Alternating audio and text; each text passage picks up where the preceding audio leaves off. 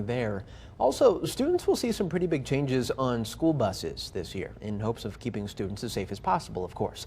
The biggest change is that they're going to operate at half capacity. Paul Nelson has more on the changes ahead.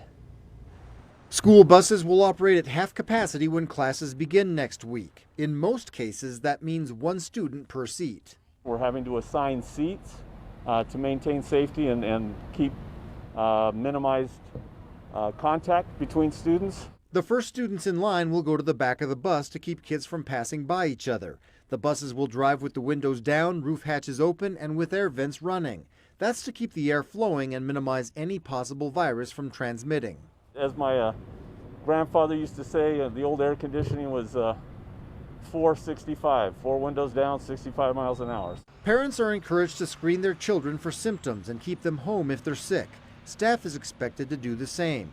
There's also other safeguards in place once they're on the bus. We're also going to have hand sanitizers on the bus. We are going to require the students to wear masks. Each bus will have a supply of masks just in case a student forgets one. Drivers will wear a mask and a face shield. They'll also clean the buses regularly. We will be cleaning and disinfecting the buses before and after runs, after routes.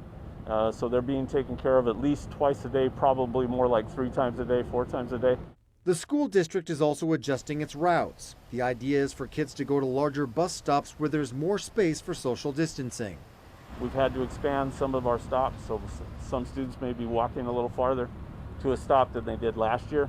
Covering the story, Paul Nelson, 2 News. And another quick reminder for parents, immunizations are still required as students head back to school. Immunize Nevada is holding free clinics to help kids get the vaccines they need. This Saturday, the group is hosting a clinic at the Boys and Girls Club on Foster Drive in Reno. That clinic goes from 9 a.m. to 2 p.m. You have to make an appointment ahead of time, though. We do have details on how you can do that on our website and 2 News app.